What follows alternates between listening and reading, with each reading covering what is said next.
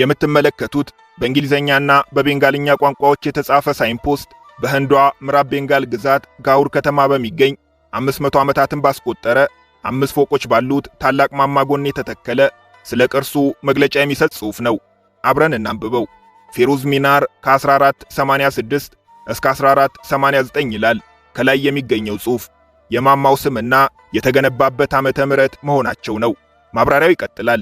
ይህ የ25 ሜትር ከ60 ሴንቲሜትር ከፍታ ያለው በክብ ቅርጽ የተሰሩ 73 ደረጃዎች ያሉት ማማ ባራክሻን ገድሎ የቤንጋል ሱልጣን በሆነው በአቢሲኒያዊው ሰይፈዲን ፌሩዝ እንደተገነባ ይታመናል ይላል ጽሑፉ። አቢሲኒያ የዛሬዋ ኢትዮጵያ የቀድሞ መጠሪያ መሆኑን ልብ ይሏል። እነዚህኞቹ ደግሞ ህንድ ድረስ ዘልቆ ሀገር ባስተዳደረው አቢሲኒያዊው ሱልጣን በሰይፈዲን ፌሩዝ የንግስና ዘመን ግብይት ይፈጸምባቸው የነበሩ የንጉሱ ስም የታተመባቸው የብርና የወርቅ ሳንቲሞች ናቸው።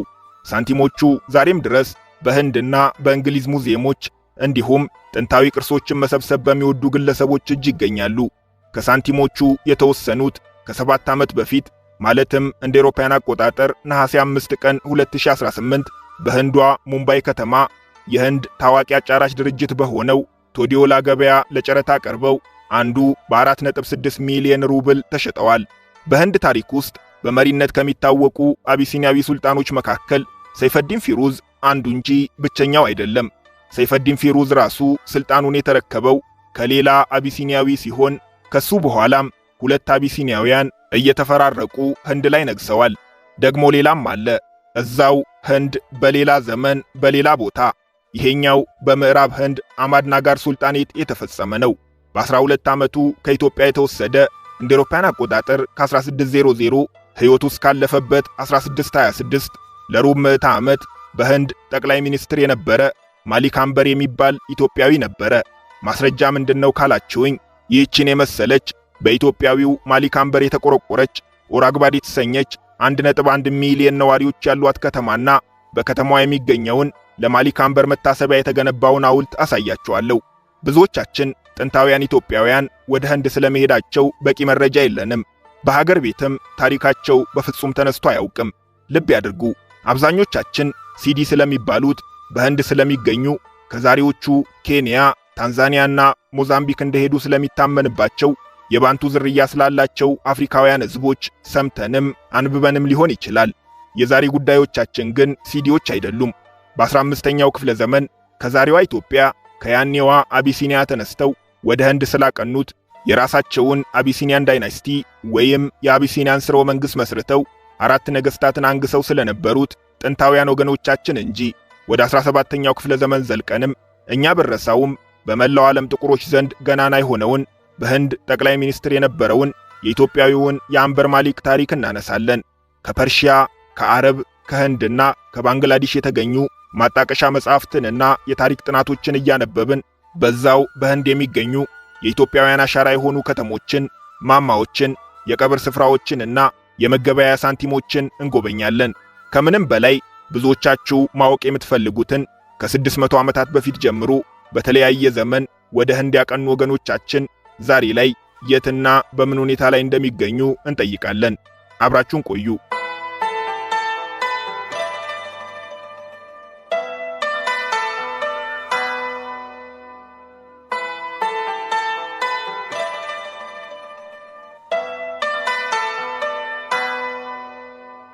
ቀደም ሲል ጥንታውያን ኢትዮጵያውያን በህንድ ይኖሩም ህንድን ይመሩም እንደነበር ነግረናቸዋል። አሁን ወደ ዝርዝሩ ልንገባ ስለሆነ ህንድ የሚለውን ቃል ለጊዜው እንሰናበተዋለን። ዛሬ ላይ ህንድ እያልን የምንጠራት ሀገር የ78 ዓመት ወጣት ናት። ህንድ የዛሬዋን ህንድ የሆነችው እንደ አውሮፓውያን አቆጣጠር በ1947 ሲሆን ከዛ በፊት በበርካታ ግዛቶች የተከፋፈለች ነበረች። ልክ እንደ ሀገራችን ዘመነ መሳፍንት ብለው ያስቡት። ዛሬ የምንጎበኛት የጥንታውያን ኢትዮጵያውያን መናገሻ የሆነችው የህንድ ግዛት ቤንጋል ትባላለች። ቤንጋል ዛሬ ላይ የህንድ ብቻ አይደለችም። በታሪክ አጋጣሚ ምዕራብ ቤንጋል የህንድ፣ ምስራቅ ቤንጋል ደግሞ የባንግላዴሽ ሆነዋል። ቤንጋል የ2700 ዓመታት ታሪክ ያላት ቢሆንም ከኢትዮጵያውያን ጋር በቀጥታ የሚገናኘው በ14ኛው ክፍለ ዘመን የተቋቋመው የቤንጋል ሱልጣኔት ነው። የቤንጋል ሱልጣኖች ከሩቅ ምስራቅ ከአረብና ከአውሮፓ ነጋዴዎች ጋር ከፍተኛ የንግድ ትስስር የመሰረቱ ሀብታምና ከፍ ያለ የኑሮ ደረጃ የነበራቸው በዘመኑ በመላዋ ህንድ ገናና ነበሩ። ገናናነታቸውን ለማስቀጠልም ታላቅ የጦር ኃይል መገንባት ፈለጉ። በዘመኑ በነበሩ የህንድ ግዛቶች ውስጥ የጦር ሰራዊትን በቅጥረኛ ወታደሮች መገንባት የተለመደ ነበር። የአቢሲኒያ ወታደሮች ደግሞ በዚህ ረገድ ትልቅ ስምና ክብር አላቸው። በተለይም የምዕራብ ህንዶቹ ጉጅራትና ማሃራሽትራ ግዛቶች የአቢሲኒያ ወታደሮችን በሰፊው ይጠቀሙ ነበር። ወታደሮቹን የሚያቀርቡት የአረብ ነጋዴዎች ሲሆኑ እንደ አውሮፓውያን አቆጣጠር ከ1460 እስከ 1474 በነገሰውና ለአቢሲኒያ ወታደሮች ታላቅ ፍቅር በነበረው በሱልጣን ሩቀዲን ባራክ የስልጣን ዘመን የመጀመሪያዎቹ ጦረኞች ከዛሬዋ ኢትዮጵያ ከያኔዋ አቢሲኒያ ወደ ህንድ ተወሰዱ። ስንት የአቢሲኒያ ወታደሮች ወደ ቤንጋል ተወሰዱ ለሚለው ጥያቄ ትክክለኛ መልስ የምናገኘው የራሻ ዩኒቨርሲቲ ጆርናል ኦፍ ባንግላዴሽ ስተዲስ የምርምር ወረቀት ላይ ይሆናል። ምርምሩ እንደሚጠቅሰው በሱልጣን ሩቀዲን ባራክ ዘመን ወደ ህንድ የተወሰዱ የአቢሲኒያ ወታደሮች ብዛት 8000 ነበር። እዚህ ላይ የቤንጋል ሱልጣኖች አገልጋይ የሚወስዱት ከኢትዮጵያ ብቻ አልነበረም። ከዛሬዎቹ የአረብ አገራት፣ ከቻይና፣ ከኔፓል፣ ከማሌዥያ፣ ከኢንዶኔዥያና ሌሎችም አገራት ጭምር እንጂ። አቢሲኒያውያን ግን በጥንካሬና በታማኝነታቸው ከሁሉም ይለያሉ ይላል ጥናቱ። ሀበሻ አገልጋዮች ከሌሎች ይልቅ በጣም ውድ ነበሩ። አለቆቻቸውንም በቤት ውስጥ አገልጋይነት፣ በአብሳይነት፣ በሙዚቀኝነት፣ በፀጉር ቆራጭነት፣ በቤት ጠባቂነትና በሌሎችም ሙያዎች ያገለግሉ ነበር። ከሌሎች አገልጋዮች መካከል ሀበሾች ደረጃቸው ከፍ ያለ ነው። በቢዝነስ በፖለቲካና በቤት ውስጥ ጉዳዮች አለቆቻቸውን ያማክሩም ነበር ይላል ጥናቱ። የሀበሻ ወታደሮችም ለሱልጣኑ ከነበራቸው ልዩ ቀረቤታ የተነሳ በዋናነት የቤተ መንግስቱ ጠባቂዎች ተደርገው ተሾሙ። በሌሎች የሱልጣኑ ጦሮች ውስጥም የአዛዥነት ማዕረግ ተሰጣቸው። በጊዜ ሂደት አገልግሎታቸው ከወታደራዊ ተልእኮ እያለፈ ወደ አስተዳደራዊ ሥራዎችም ተሸጋገረ። 8000 የሚሆኑት አቢሲኒያውያን በኤልያሻ አስተዳደር ውስጥ በደንብ ይታወቁ ነበር። ከውትድርና በተጨማሪም በመንግስታዊ አስተዳደር ውስጥም ሚና ነበራቸው። እስላማዊ ትምህርት ቤቶችን በመገንባት በፍርድ ቤቶች ዳኛ በመሆን ግብርና መንግስታዊ ክፍያዎችን በመሰብሰብ ሕግ በማስከበርና የንግድና የግብይት ሥርዓቶችን በመቆጣጠርም ያገለግሉ እንደነበር በታሪክ መጻሕፍት ተጽፎ ይገኛል። በቤንጋል ሱልጣኔት ውስጥ የአቢሲኒያውያን ሚና ቀስ በቀስ እያደገ መጥቶ በወታደራዊም ሆነ በሲቪል መንግስታዊ አስተዳደር ውስጥ የማይታጡ ሕዝቦች ሆኑ። የሀበሾች ሚና በዚህ ደረጃ ከፍ እያለ መምጣቱ ግን በአንዳንዶች ዘንድ የሚወደድ አልሆነም። በተለይም በአክራሪ የሂንዱ መኳንንቶችና በሙስሊም ሊቃውንት ዘንድ ጉምጉምታን አስነሳ። አቢሲኒያውያን ወደ ቤንጋል የሄዱት በአገልጋይነት መሆኑን ልብ ይሏል። ይህ ደግሞ በሂንዱዎች ዘንድ ከአርያን ዝርያ ላልሆኑ ያውም በአገልጋይነት ለመጡ ጥቁር ሕዝቦች የዚህን ያህል ስልጣን መስጠት ተገቢ አይደለም በሚል ተቃውሞን አስነሳ። አሽራፍ በመባል የሚታወቁት ሙስሊም ሊቃውንትም የሀበሾች ሚና በዚህ ደረጃ ከፍ ማለቱን ተቃወሙ። በዚህ ወቅት ሀበሾችን ወደ ቤንጋል ያስመጣቸው ሱልጣን ሩቀዲን ባራክ ስልጣን ላይ አልነበረም።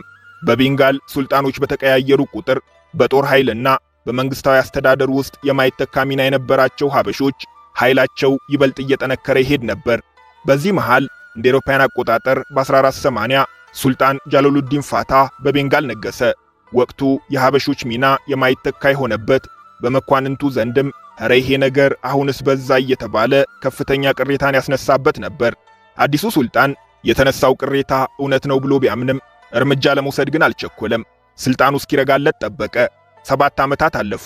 አሁን ትክክለኛው ጊዜ ነው ብሎ ስላሰበ በቤተ መንግስቱ የሀበሾች ስልጣን እንዴት ይነጠቅ፣ ሚናቸውስ እንዴት ይቀነስ በሚለው ላይ በሚስጥር ጉባኤ ተካሄደ። ሀበሾች ለቤተ መንግስቱ የቀረቡ ሀገር አስተዳዳሪዎችና ከፍተኛ ስልጣን የነበራቸው የጦር አዛዦች ነበሩና እንኳንና አፍንጫቸው ስር በቤተ መንግስቱ የሚሸረብ ሴራ ከሩቅ የሚጠበሰውም ይሸታቸው ነበር። እናም ለምሳ ሲያስቡን ለቁርስ አደረግናቸው ይሉትን የሀበሻ መሪዎች ብሂል ከደርግ ቀድመው ቤንጋል ላይ ተገበሩት። በሀበሾች ላይ የሚወሰደው እርምጃ ምንነትና እንዴትነት ተመክሮ ሳያበቃ ሀበሾች በሱልጣኑ ላይ እርምጃ ወሰዱ። የቤንጋሉ ሱልጣን ጃላሉዲን ፋታ ተገደሉ። መንግስታዊ ስልጣኑም የአመጹ መሪና የቤተ መንግስቱ ጦር አዛዥ በነበረው አቢሲኒያዊው ሻዛድ ባራክ እጅ ወደቀ። ሻዛድ ባራክም ጊዜ ሳያጠፋ ሱልጣን ጊያሰዲን ባራክ በሚል የንግስና ስም በህንድ ምድር የነገሰ የመጀመሪያው አቢሲኒያዊ ሆኖ የቤንጋል ሱልጣን ተባለ። በዚህም ጀርመናዊው ጸሐፊ ሄንሪ ብሎህማን በጆርናል ኦፍ ኤዥያቲክ ሶሳይቲ ኦፍ ቤንጋል ላይ እንዳሰፈረው ሀበሾች ከስልጣን ጠባቂነት ወደ ስልጣን ባለቤትነት ተሸጋገሩ። ይሁን እንጂ የሱልጣን ጊያሰዲን ባራክ የስልጣን ዘመን ረጅም አልነበረም። ጊያሰዲን ባራክ ስልጣን በያዘ በስድስተኛው ወር መፈንቅለ መንግስት ተደረገበት። በማን የሚለው ነው የሚገርመው። ለሟች ሱልጣን ታማኝ በነበረና በግድያው ባልተሳተፈ ማሊክ አንዲል በሚባል ሌላ ሀበሻ። የገደለው ባልሽ የሞተው ወንድምሽ ማለት አሁን ነው። መፈንቅለ መንግስት አድራጊው ማሊክ አንዲል ስልጣን ፈላጊ አልነበረም። ይልቁንስ ሱልጣኑን ልናገለግል እንጂ ሱልጣን ልንሆን አልመጣንም የሚል ጽኑ እምነት ነበረው።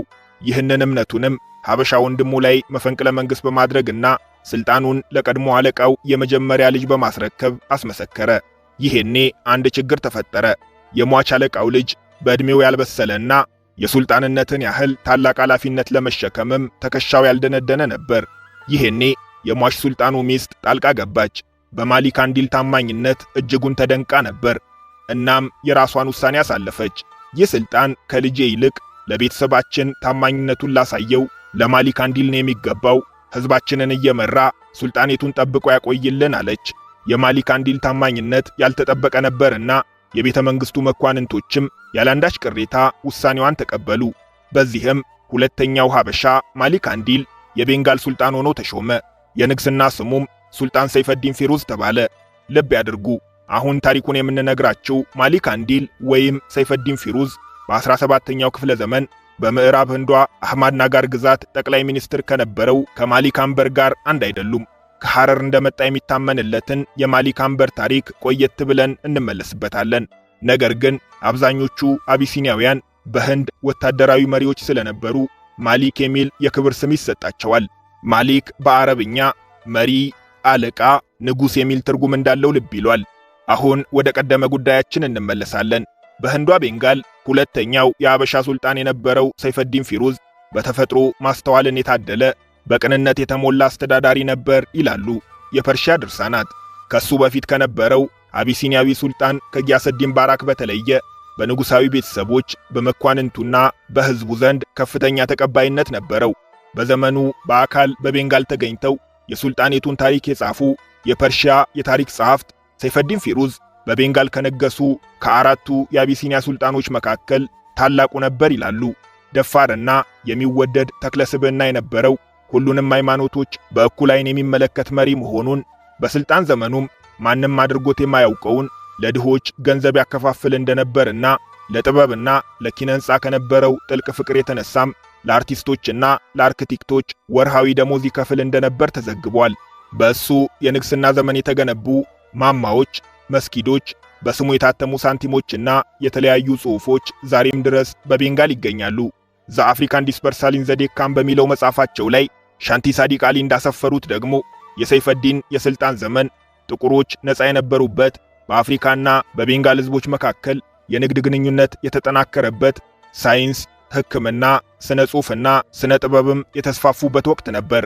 በሰይፈዲን ፊሩዝ ከተገነቡና ዛሬም ድረስ በቀድሞዋ የቤንጋል ዋና ከተማ ጋውር ከሚገኙ ቅርሶች አንዱ የምትመለከቱት ማማ ነው። ፊሩዝ ሚናር ይባላል። ብዙ ጸሐፍት በዴህሊ ከሚገኘው በ12ኛው ክፍለ ዘመን ከተገነባው ኩቱብ ሚናር ጋር ያመሳስሉታል። ፊሩዝ ሚናር የ5 ፎቆች ከፍታና 6 ሜትር ስፋት አለው። በሰይፈዲን ፊሩዝ ዘመን ከተሰሩ ትላልቅ ግንባታዎች አንዱ ነው። ስለ ሚናራው ማብራሪያ የሚሰጠው ሳይንፖስት ላይ እንዲህ የሚል ጽሑፍ ይገኛል። ይህ የ25 ሜትር ከ60 ሴንቲሜትር ከፍታ ያለው በክብ ቅርጽ የተሰሩ 73 ደረጃዎች ያሉት ማማ ባራክ ሻህን ገድሎ የቤንጋል ሱልጣን በሆነው በአቢሲኒያዊው ሰይፈዲን ፊሩዝ እንደተገነባ ይታመናል ይላል ጽሑፉ።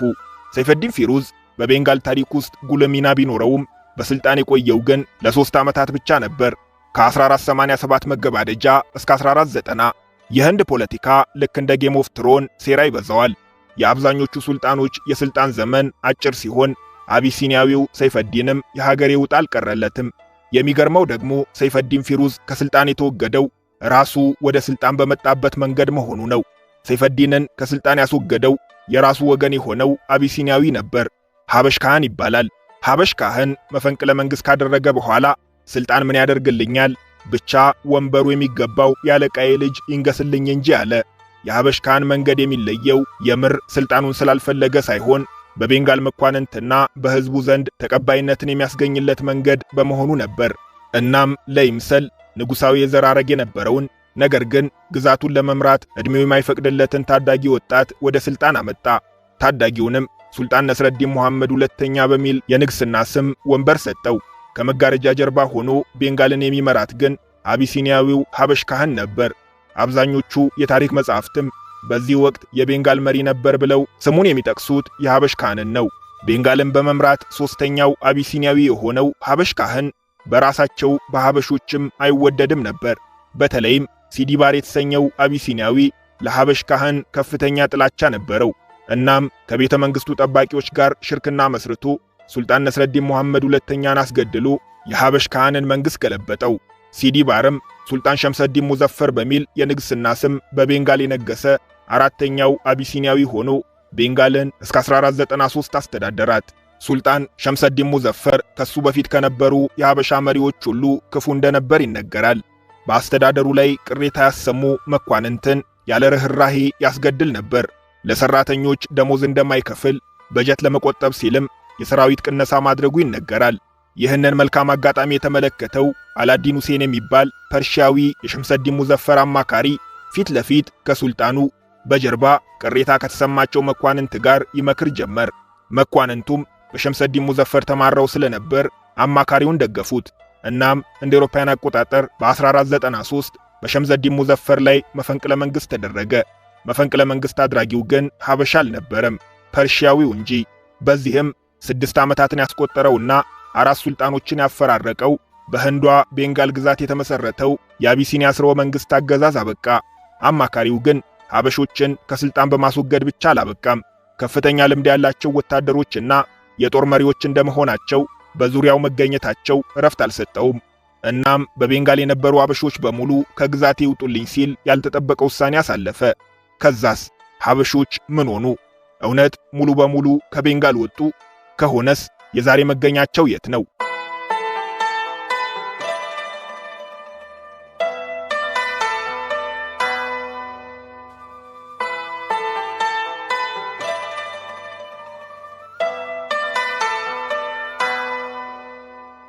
ሀበሾች በጥንታዊዋ ህንድ የነበራቸው ሚና ከምናስበው በላይ የገዘፈ ነው። መገኛቸውም ቤንጋል ብቻ አልነበረችም። በምዕራብ ህንድ በጉጅራትና በማህራሽትራ ግዛቶችም በስፋት ይኖሩ ነበር። እዚህ ላይ ግን አንድ ማሳሰቢያ መስጠት ይኖርብናል። ቀደም ሲል ያነሳናቸው በቤንጋል ሱልጣኔት ውስጥ የነበሩ ሀበሾች ከአቢሲኒያ ወይም ከዛሬዋ ኢትዮጵያ ስለመምጣታቸው በዛው ሀበሾች በኖሩበት ዘመን አብረዋቸው በኖሩ የፐርሺያ ጸሐፍት በሰፊው የተዘገበ ነው። ከፍተኛ ተአማኒነት ያለው የኒዘመዲን አህመድ ተበቃት አክበሪ መጽሐፍም በዝርዝር ዘግቦታል። ሆኖም ወደ ምዕራብ ህንድ ስንመጣ የሀበሺ ህዝቦች የሚለው መጠሪያ ሰፊ ትርጉም ይዞ እናገኘዋለን። ሀበሺ ከዛሬዋ ኢትዮጵያ ለመጡት ብቻ ሳይሆን ከመላው አፍሪካ የመጡ ጥቁር ህዝቦች የሚጠሩበት የወል መጠሪያ ነው። በመሆኑም በተለየ መልኩ ከአቢሲኒያ መምጣታቸው ካልተጠቀሰ በቀር በምዕራብ ህንድ ታሪክ ውስጥ የሀበሺ ህዝቦች የሚል ታሪክ ካነበቡ ለሁሉም ጥቁሮች የተሰጠ ስም መሆኑን ልብ ይሏል። ለምሳሌ በ12ኛው ክፍለ ዘመን ወደ ህንድ በአገልጋይነት የተወሰዱ የሀበሺ ህዝቦች ከጌቶቻቸው አምልጠው በጃንጂራና በአፍራባድ የራሳቸውን ነፃ መንግሥት መስርተው ይተዳደሩ እንደነበር የታሪክ መጻሕፍት ይገልጻሉ። በዚህም ጃንጂራ የሀበሻ ምድር በሚል ትጠራለች። ሆኖም እነዚህ ሰዎች የሀበሽ ህዝቦች ይባሉ እንጂ በትክክል ከየትኛው የአፍሪካ ክፍል እንደመጡ የሚታወቅ ነገር የለም።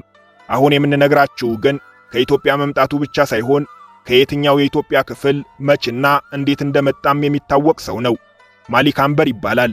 እንደ አውሮፓውያን አቆጣጠር በ1548 በአዳል ሱልጣኔት ስር በምስራቅ ኢትዮጵያዋ ሐረር ከተማ እንደተወለደ ይታመናል።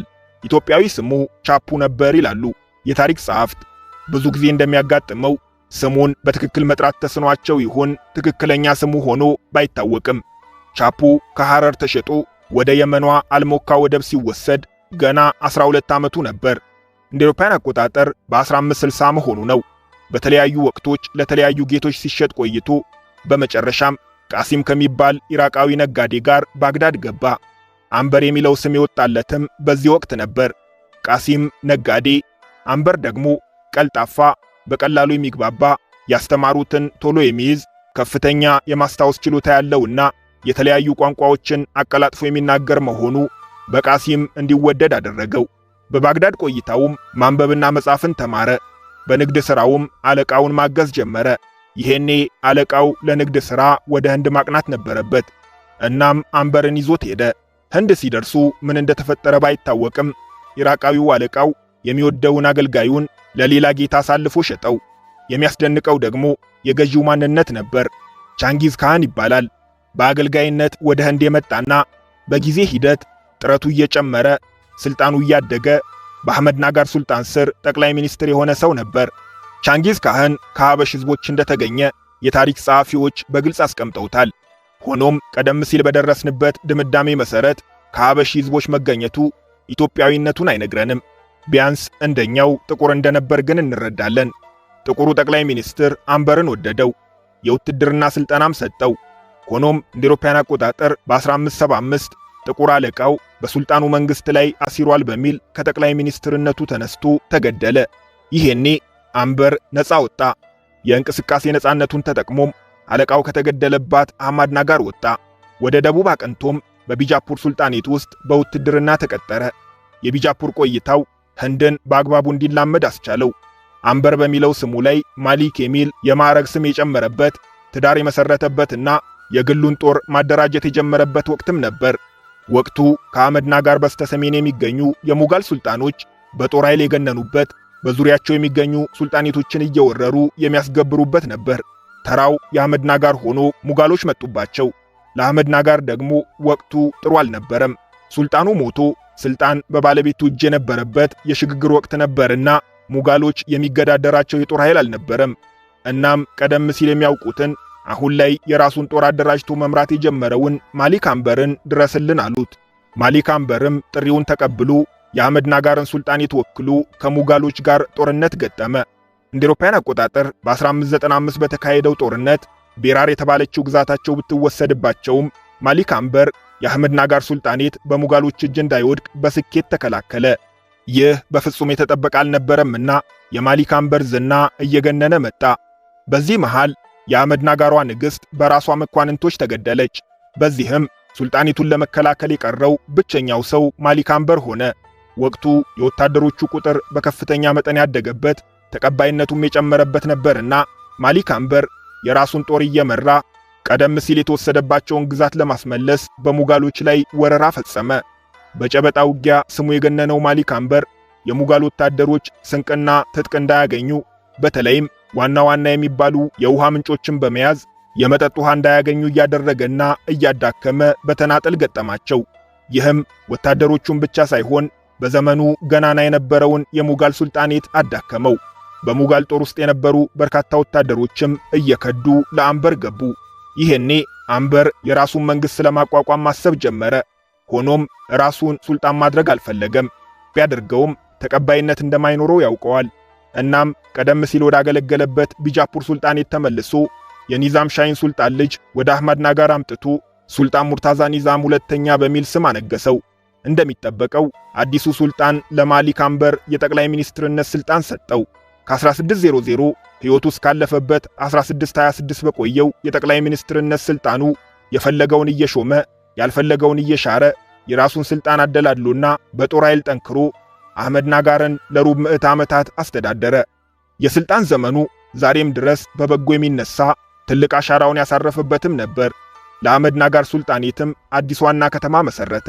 የያኔዋ ካድኪ የዛሬዋ የ1.1 ሚሊዮን ህንዳውያን መኖሪያ የሆነችው ኦራንጋባድ ከተማ በማሊክ አንበር ነው የተቆረቆረችው። በተለይም በቁጥር እስከ 50 ሺህ የደረሱት ወታደሮቹ ጥንካሬ ዛሬም ድረስ ይነሳል። ወንዝ እየጠለፈ ከተሞች ያልተቋረጠ የውሃ አቅርቦት እንዲያገኙ ማድረጉ ከውጭ አገራት በተለይም ከአፍሪካ ጋር የመሰረተው የንግድ ግንኙነት ከስኬቶቹ መካከል ይጠቀሳሉ። ማሊክ አንበር የአህመድ ናጋርን ሱልጣኔት ለ26 ዓመታት ካስተዳደረ በኋላ እንደ አውሮፓውያን አቆጣጠር በ1626 በ78 ዓመቱ ከዚህ ዓለም በሞት ተለየ። ከሱ በኋላ ልጁ በስልጣኑ ላይ የተተካ ቢሆንም የአባቱን ያህል ጥንካሬ ስላልነበረው ግን የስልጣን ዘመኑ እንደ አባቱ ውጤታማም ረጅምም አልነበረም።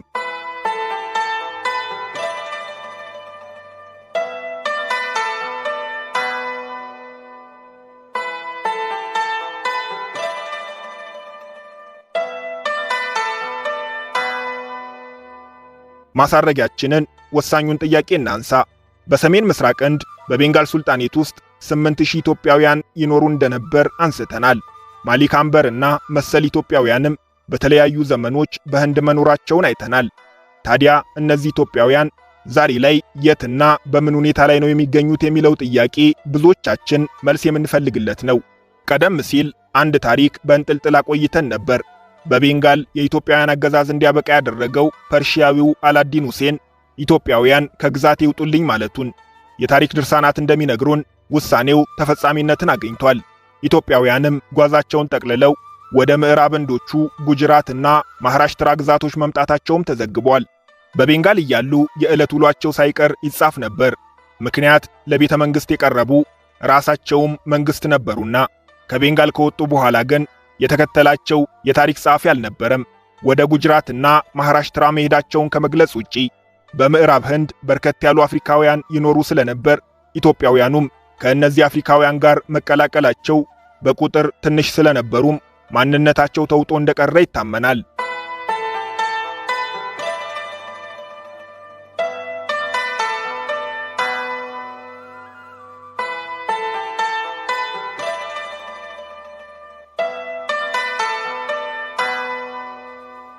የዛሬ ጉብኝታችንን በዚሁ አበቃን።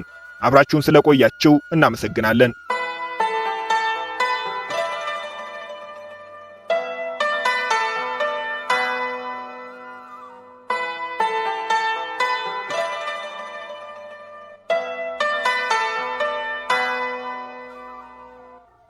በህንድ ሀገር እስከ መመለክ የደረሱ ኢትዮጵያዊ ነገስታት አስደናቂ ታሪክ። በህንድ እስከ መመለክ የደረሱ የኢትዮጵያውያን ነገስታት አስደናቂ ታሪክ።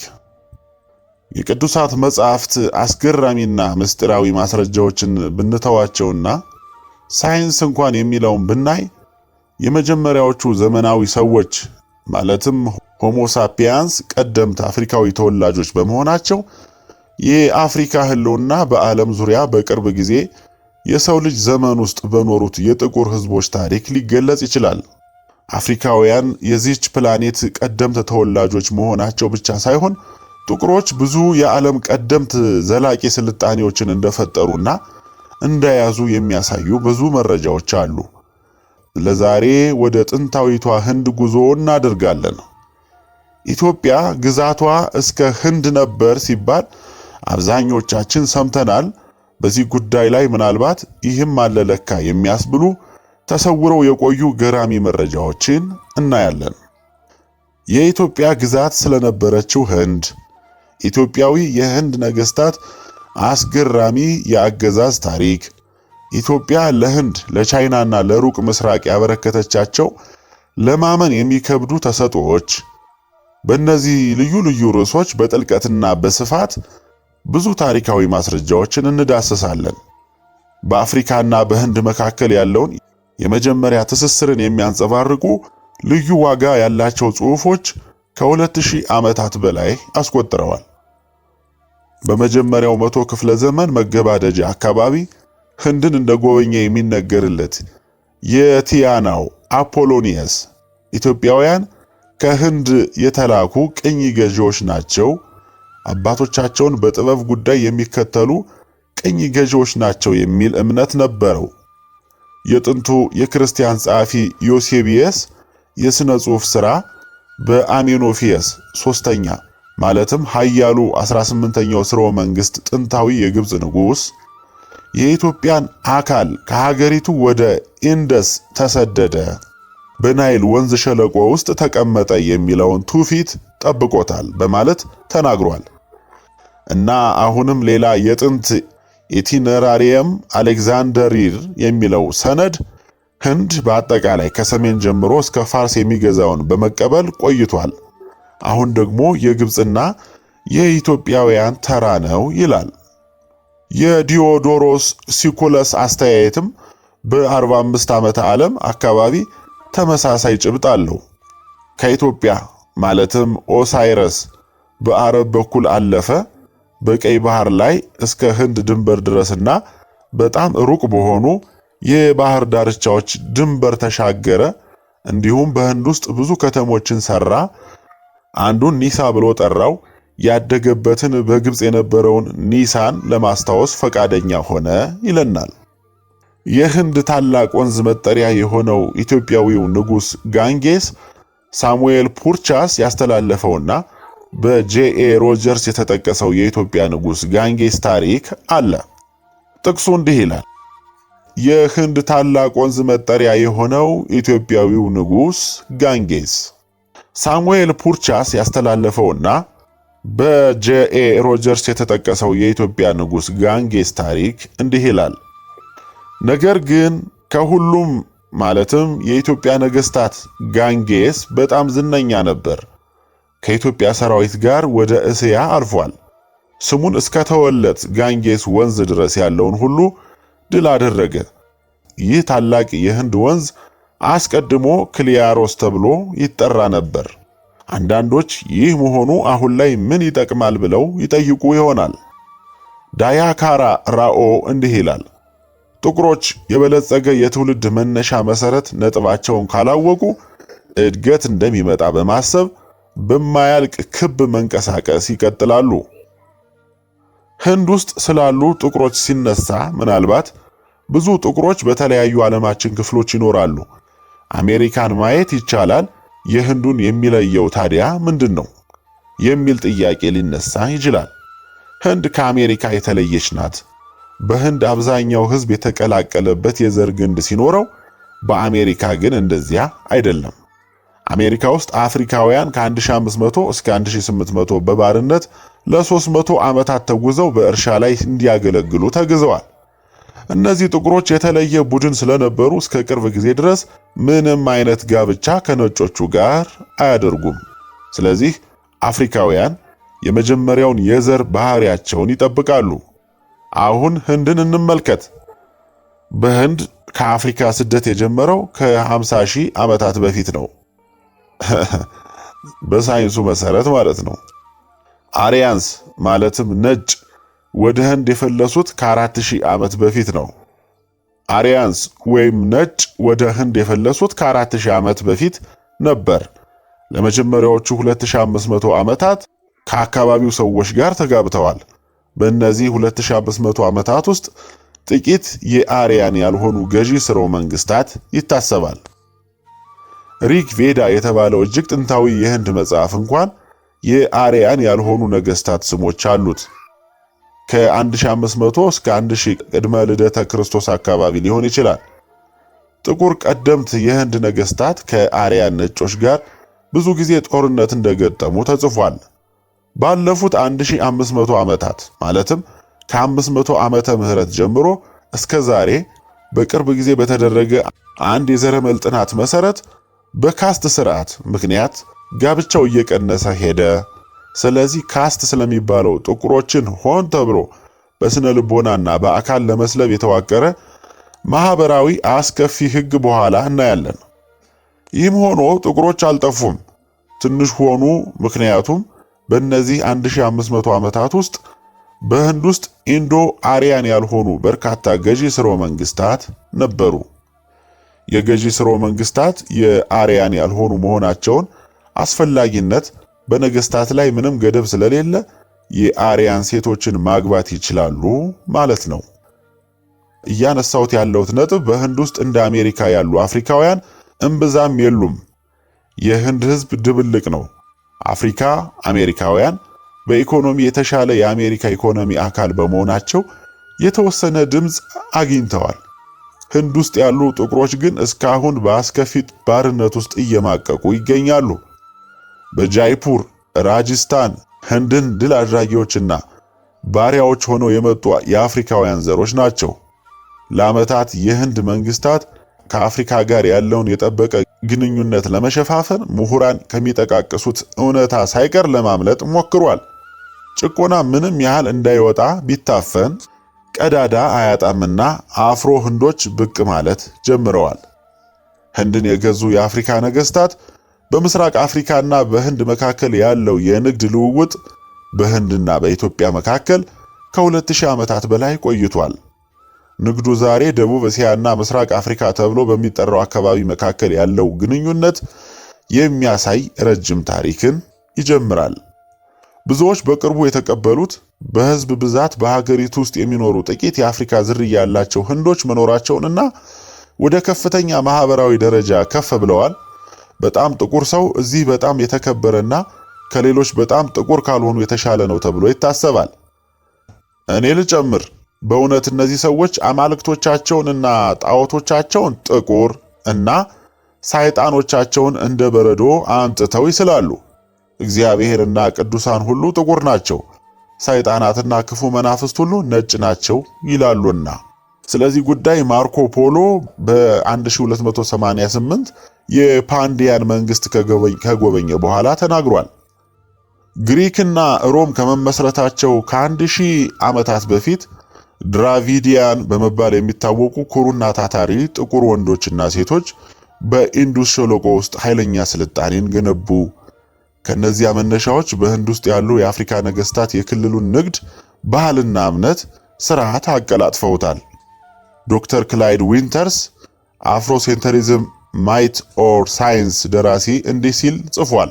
ኢትዮጵያውያን ከህንዶች ጋር በጣም የጠበቀ ግንኙነት ነበራቸው። እንዲያውም በጥንት ጊዜ ኢትዮጵያውያን አብዛኛውን ህንድ ይገዙ ነበር። እነዚህ ኢትዮጵያውያን ናጋ ይባላሉ። ሳንስክሪትን የፈጠረው ናጋ ነው።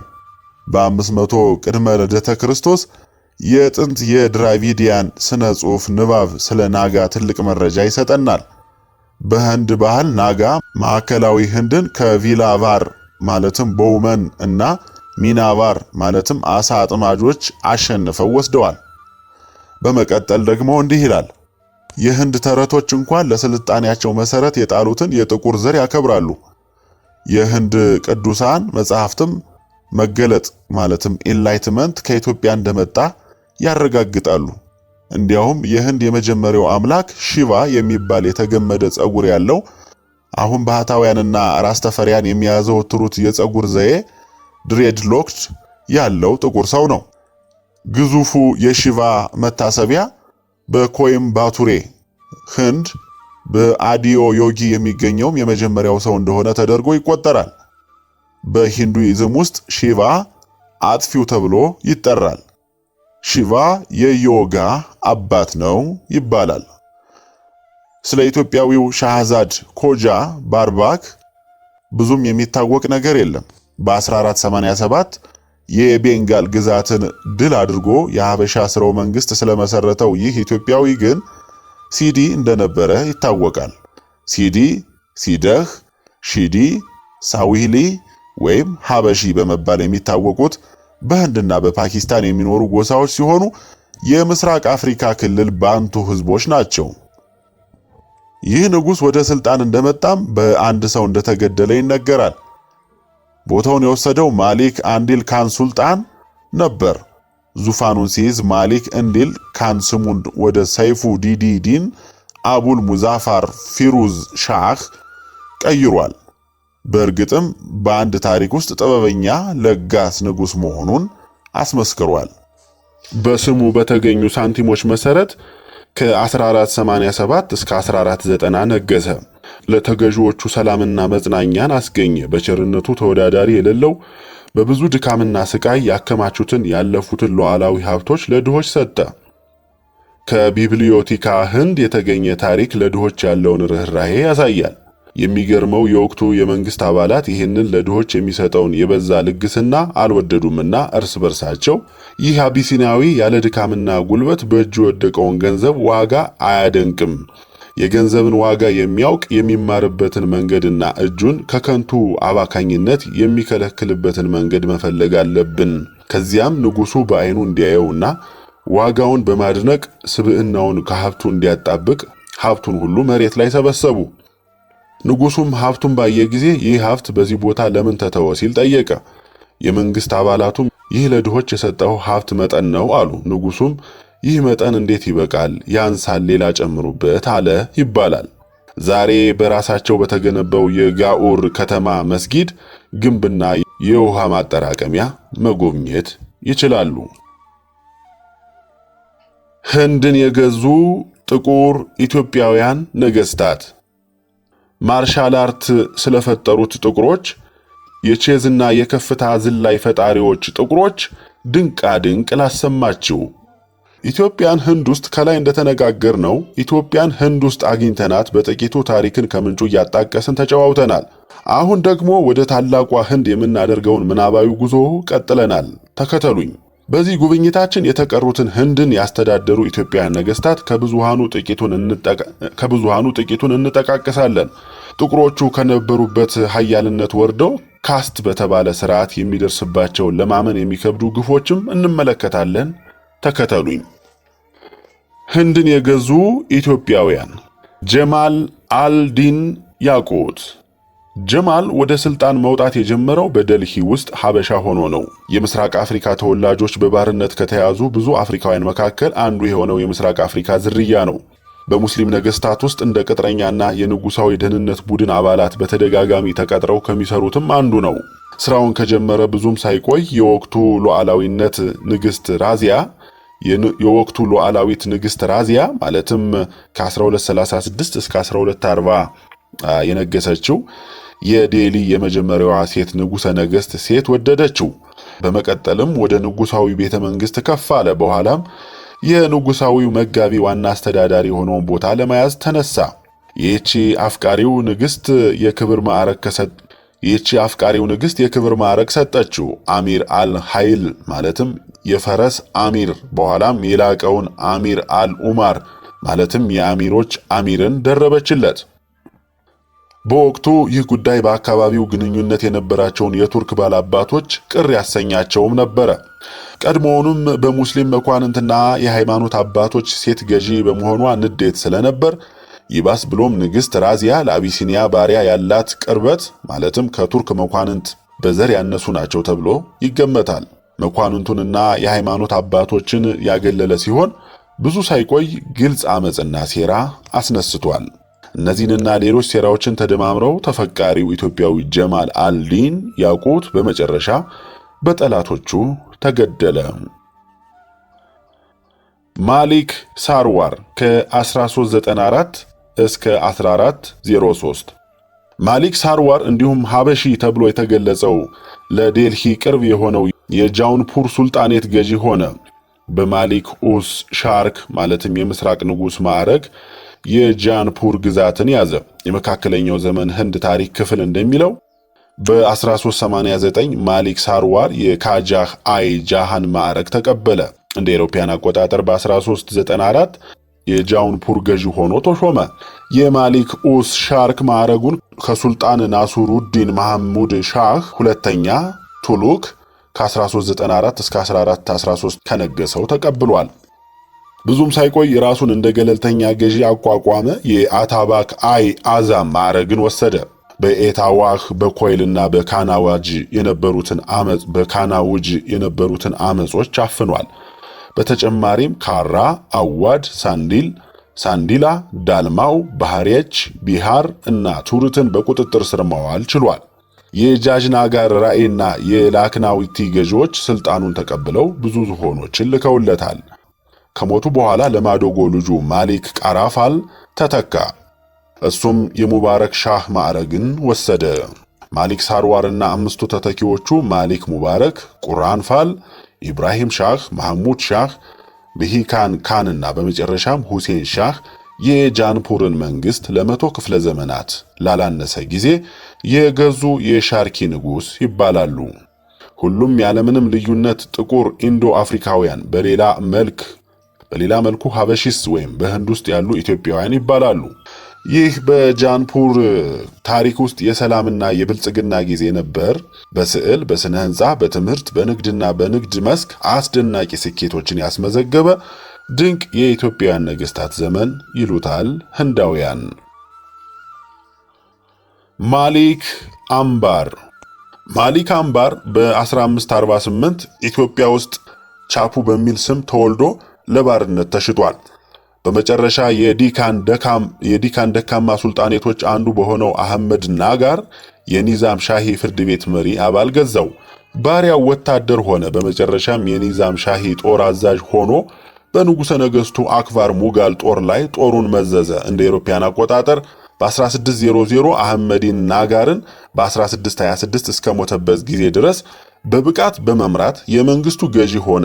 ሰራዊቱ ሰራዊቱ በጃሃንጊር ዘመን በሙጋሎች ላይ ጉልህ ድሎችን አስመዝግቧል። የሙጋል ጦር የሚመራው በጃንጊር ልጅ ሻህ ጃሃን ሲሆን በ1624 በአባቱ ላይ በማመጽ ከቀደመ ጠላቱ ድጋፍ ጠየቀ። ሐሽም ከሻህ ጃሃን መልእክተኛ ጋር የተላከና ይህንን ርዕሰ ጉዳዩን በመጀመሪያ ካየ በኋላ ይህን ተፈጥሯዊ ምስል የሳለው ሳይሆን አይቀርም። በህንድ አፍሪካውያን ዘንድ በጣም ዝነኛ ከሆኑት መካከል አንዱ የተከበረው ማሊክ አምባር የኖረው እንደ አውሮፓውያን አቆጣጠር ከ1550 እስከ 1626 ነው። ማሊክ አምባር የመጀመሪያ ስሙ ሻምቡ በ1550 አካባቢ በሐረር ኢትዮጵያ ተወለደ። ህንድ ከደረሰ በኋላ አስፈሪ ጦር በማፍራት በምዕራብ ህንድ የአህመድ ናጋር ግዛት ታላቅ ኃይል መቆጣጠር ችሏል። አምባር ጎበዝ ዲፕሎማት፣ ታክቲከኛና ምርጥ አስተዳዳሪም ነበር። እንደ አውሮፓውያን አቆጣጠር በ1590 አምበር ከቢጃፑር ተገንጥሎ ከ1500 በላይ የአፍሪካ የአረብና የአካባቢው የዳካኒ ሰዎች ያካተተ ነፃ ቅጥረኛ ጦር ገነባ። በስተመጨረሻም የአህመድ ናጋር ግዛትን ተቀላቀለና በኋላም ንጉስ ሙርታዛን ሁለተኛን አስሮ ራሱን የግዛት ሚኒስቴር ብሎ ሰየመ። አምባር ከተለያዩ ብሔረሰቦች የተውጣጡ አናሳዎችን ወደ ቁልፍ ቦታዎች በማስተዋወቅ የገንዘብ፣ የትምህርትና የግብርና ማሻሻያዎችን ተግባራዊ አድርጓል። የዘመኑ የአረብ ታሪክ ምሁር የሆነው ፈሪስታ አምበርን በህንድ ታሪክ ውስጥ የምናነበው እሱ በጣም ብሩህ የፋይናንስ ባለሙያ ሆኖ ይታያል ሲል አሞካሽቶታል። አምባር 60 ሺህ የፈረስ ጦር በማደራጀት ለቀጣዮቹ 20 ዓመታት ኃይሎቹን የሞንጎል ዝርያ ህንዳውያንን በተሳካ ሁኔታ መክቷል። ኃይለኞቹን የሞንጎል ዝርያ ህንዳውያንን በተሳካ ሁኔታ መክቷል። ሞንጎሎች እስከ ሞቱ ድረስ ዳካንን ማሸነፍ አልቻሉም። በ16ኛው ክፍለ ዘመን በህንድ የፖለቲካ መድረክ ውስጥ ሌሎች ብዙ ኃይለኛ ሀበሾች ነበሩ። በ1575 የአህመድ ናጋር ንጉስ ለኒዛም ሙልክ ባኒ ጠቅላይ ሚኒስቴር የነበረው ቺንግዛ ካን የአፍሪካ ተወላጆች ነበሩ። ከንጉሱ ሞት በኋላ የንጉስ ልጅ ሙርታዝ የእናቱን የስልጣን ይገባኛል ጥያቄ በመቃወም ከብዙ ሀበሻዎች ጋር የተሳካ አመጽ መርቷል። እንደ አውሮፓውያን አቆጣጠር በ1595 በዳግማዊ ሙርታዝ ዘመን ጠቅላይ ሚኒስቴር አብሃንጋር ካንም ሀበሺ ነበር። የቢጃፑር ዋና ሚኒስቴር ኤክላስ ካን ከ1580ዎቹ ጀምሮ ኤክላስ ካን በሱልጣን ኢብራሂም አዲል ሻህ ሁለተኛ እና በልጃቸውና በተተካው መሐመድ አዲል ሻህ ስር የአስተዳደር ኃላፊ፣ አዛዥና የገንዘብ ሚኒስቴር ነበሩ። ዛሬ የሀበሻ ማህበረሰቦች ከሌሎች ሙስሊሞች ጋር በስፋት በመጋባታቸው ምክንያት እየቀነሱ መጥተዋል።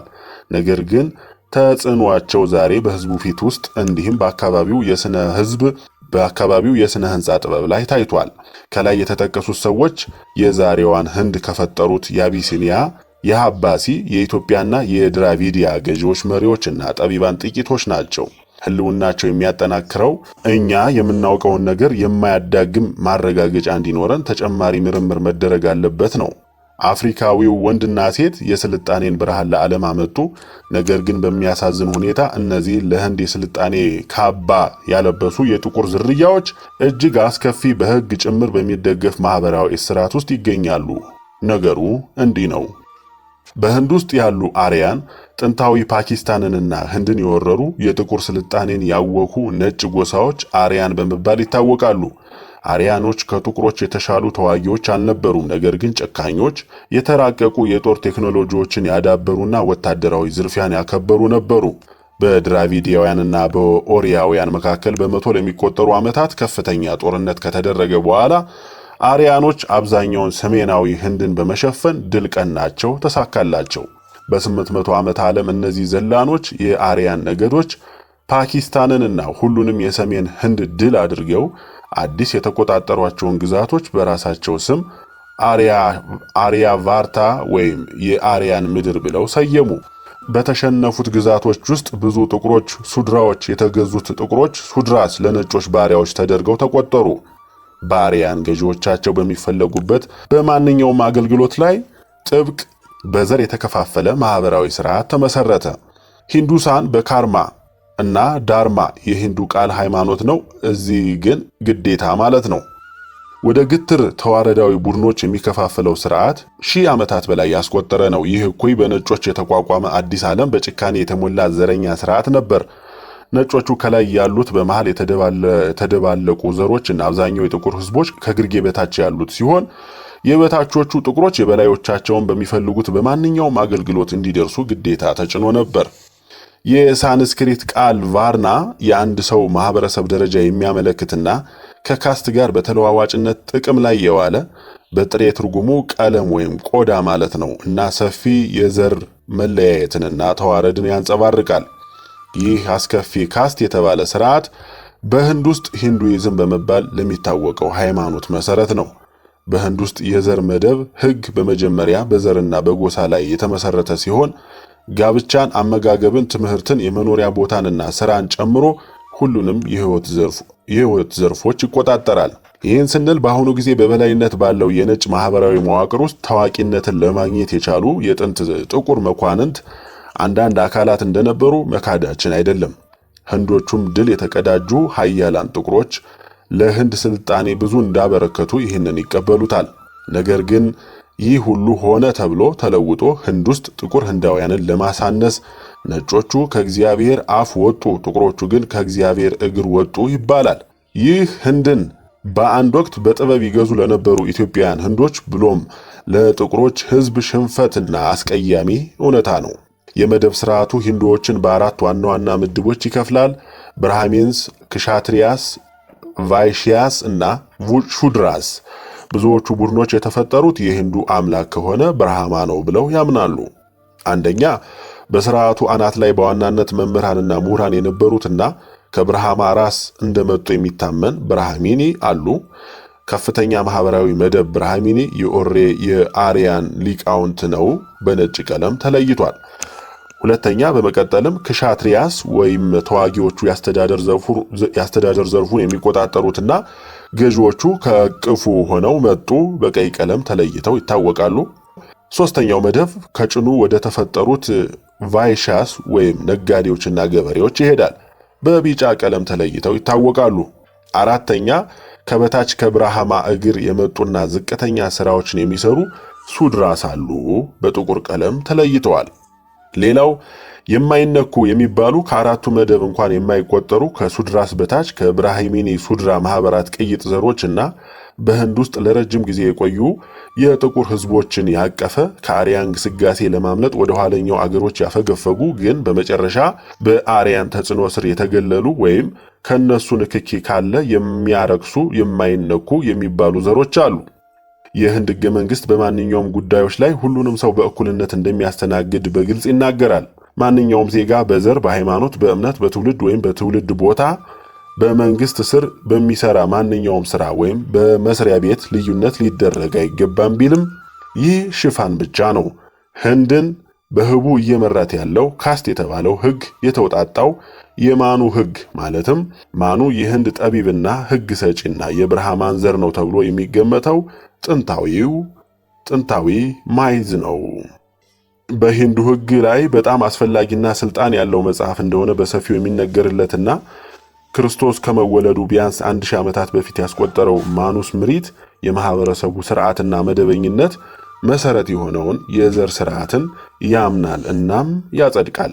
አዲሱን የነጮች ስርዓት ለማስጠበቅ የዕለት ተዕለት ህይወትን እጅግ በጣም ጥቃቅን የሆኑ ጉዳዮች እንኳን የሚቆጣጠር ዝርዝር ሃይማኖታዊና ህጋዊ ህግ ተተግብሯል። ከሱድራስና ቅይጥ ሰዎችን በተመለከተ ኮዱ በቀላሉ የተዋቀረ ነበር። ስለ ህጉ ምንም አይነት ጥርጣሬዎች የሚያነሱ ካሉ ጥቂቶች ነበሩ። ለዘመናት ቤተ መንግስት ሁሉንም የሂንዱ ሃይማኖታዊና ማህበራዊ ህይወት ጉዳዮችን ሲመራ ቆይቷል።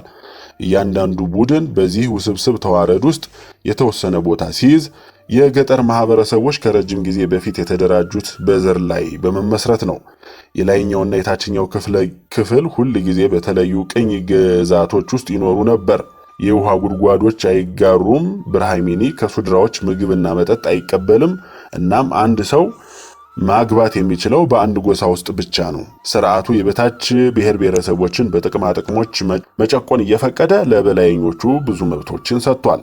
ለምሳሌ ብርሃሚንስ ከሻትሪያስ ቫይስያስ የዘር መደብ ሆነው ተፋቅረው እንኳን ቢሆን የዝቅተኛው ማለትም ሱድራ ቤተሰብ ሚስቶች ያገቡ ቤተሰቦቻቸውና ልጆቻቸውን ወደ ሱድራ ዝቅተኛ መደብ እንዳዋረዱና እንደወረዱ ይቆጠራል። ሱድራ ሴት ያገባ ሰው እንደ ዲቃላ ይቆጠራል። የሱድራ ሚስት ወደ አልጋው የወሰደ ብርሃማን ከሞተ በኋላ ወደ ሲኦል ውስጥ ይሰምጣል የሚል እምነት አለ። የሞተው ብርሃማን አስከሬን በሱድራ የሚወሰድ የሚነካ አይሁን። በሱድራ ንክኪ የረከሰው የሚቃጠለው መስዋዕት ማለትም ሟቹ ወደ መንግስተ ሰማያት የሚያደርገውን ጉዞ የሚጎዳ ነው ይላሉ። ስለዚህ ዝቅተኞቹ መደቦች አስከሬን እንኳን እንዲነኩ አይፈቀድላቸውም ማለት ነው። ለብርሃማና በንጉሱ ፈቃድ ሕጉ ሊተረጎምለት ይችላል። ነገር ግን ለሱድራ በፍጹም የሚሰጠው ማብራሪያ የለም። የሚወጡ ሕጎችን ለምን እና እንዴት ብሎ የመጠየቅ መብት የለውም።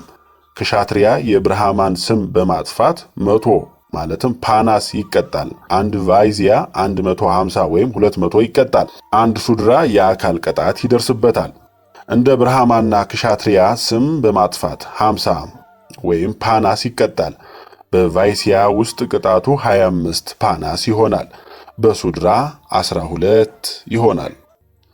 አንድ ጊዜ የተወለደ ሰው አንድ ሱድራ፣ 2 ጊዜ የተወለደ ሰው በከባድ የሚሳደብ ምላሱ ይቆረጣል፣ እርሱ ዝቅተኛ ነውና። ክሻትሪያ የብርሃማን ስም በማጥፋት 100 ፓናስ ይቀጣል። አንድ ቫይሲያ 150 ወይም 200 አንድ ሱድራ የአካል ቅጣት ይደርስበታል። አንድ ብርሃማና የክሻትሪያ ስም በማጥፋት 50 ፓናስ ይቀጣል። በቫይሲያ ውስጥ ቅጣቱ 25 ፓናስ ይሆናል። በሱድራ 12። አንድ ጊዜ የተወለደ ሰው አንድ ሱድራ፣ 2 ጊዜ የተወለደ ሰው በከባድ ኢንቬክቲቭ የሚሳደብ ምላሱ ይቆረጣል፣ እርሱ ዝቅተኛ ነውና። የልጆቹ ማለትም 2 ጊዜ የተወለዱትን ስሞች በታማኝነት ከጠቀሰ 10 ጣቶች ያሉት የብረት ቀይ ትኩስ ሚስማር ወደ አፉ ይጣላል። ብርሃማንን በትዕቢት ቢያስተምር ንጉሱ ትኩስ ዘይት ወደ አፉና ወደ ጆሮው እንዲገባ ያደርጋል። ከትልቅ ሰው ጋር ራሱን በአንድ ወንበር ለማስቀመጥ የሚሞክር ዝቅተኛ መደብ ዳሌው ላይ ምልክት ተደርጎበት ይባረራል ወይም ንጉሱ እባጩ እንዲፋጭ ያደርገዋል። ከትዕቢት የተነሳ ቢተፋ በአለቃው ላይ ቢተፋ ንጉሱ ሁለቱንም ከንፈሮቹ ይቆርጣሉ። ሽንቱን በእሱ ላይ ከሸና ብልቱ ይቆረጣል። ትንፋሹን በእሱ ላይ ከተነፈሰ ፊንጢጣው ይቆረጣል። ለሱድራዎችና ለተገለሉ ሰዎች እንደገለጽነውና በማስረጃ እንደተመለከትነው የማኑ ሕግ ጨካኝና አረመኔ ነበር ነውም። ይህም ሕግ የወጣውና ተግባራዊ የሚደረገው ከትውልድ ወደ ትውልድ እስከ ዘላለም ድረስ በዝቅተኛ ቦታዎች እንዲቆዩ ታስቦ ነበር።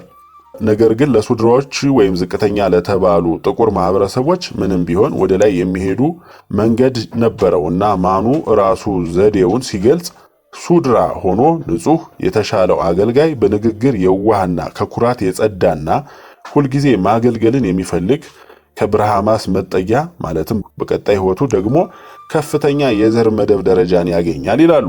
ስሙ እንደሚያመለክተው የህንድ ጥቁር ቅይጥ ተወላጆች ሕይወት እስካሁን በመከራና በድህነት የተሞላ ነው። ምግብና መጠጥ በእነሱ ከታዩ መወሰድ የለባቸውም። በአጠቃላይ የሚኖሩት ከጎስቋላ መንደሮችና በከተማ ዳርቻዎች የሚገኙ ሰፈሮች ውስጥ ነው። በህንድ ታሪክ ውስጥ በተወሰኑ ጊዜያት ከሀገር የተገለሉ ወይም የማይነኩ ሰዎች በሌሊት በሌሎች ወቅቶች በቀን ብርሃን ወደ ተጓዳኝ የሂንዱ ማህበረሰብ እንዲገቡ አልተፈቀደላቸውም። በእርግጥም የተገለሉ ሰዎች ጥላ መርዛማ በካይ ነው ተብሎ ይታሰባል። በአካባቢው ርቀው የሚጓዙ እነዚህ ሰዎች መኖራቸውን የሚያሳይ ማንኛውንም ማስረጃ ለማጥፋት ከጀርባዎቻቸው መጥረጊያ ማያያዝ አለባቸው። ዱካቸው በካይ ነው ተብሎ ስለሚታሰብ ማጥፋት አለባቸው። ከከንፈራቸው የሚያመልጥ ማንኛውም ምራቅ ለመቆጣጠር ጽዋ በአንገታቸው ይታሰርላቸዋል። ምግባቸውን የሚመገቡት በተሰበሩ ዕቃዎች፣ ሳህኖች ብቻ ነው። የሚለብሱት ልብሳቸው ከሬሳ ላይ የተወሰደ ነው።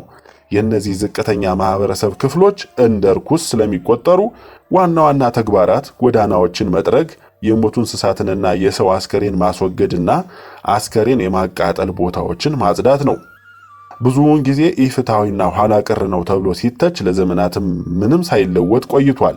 ይህም ሰዎችን ማምለጥ በማይችሉባቸው ቋሚ ማህበራዊ ስርዓቶች ውስጥ በማስገባቱ ነው። እንደዚህ እንደ ርኩስ የሚቆጠሩ ዘሮች ቀደምት አባቶቻቸው ለህንዳውያኑ ምን አበረከቱ? ኢትዮጵያውያኑ ለህንድ ለቻይናና ለሩቅ ምስራቅ ሀገራት ያበረከቷቸው ለማመን የሚከብዱ ምናልባትም ሰምታችሁት እንኳን ላታውቋቸው ስለምትችሉት ልምምዶችና ተሰጥኦቻቸው አስደናቂ አስገራሚ ጉዳዮች በቀጣይ አካፍላችኋለሁ። ስለተከታተላችሁኝ አመሰግናለሁ።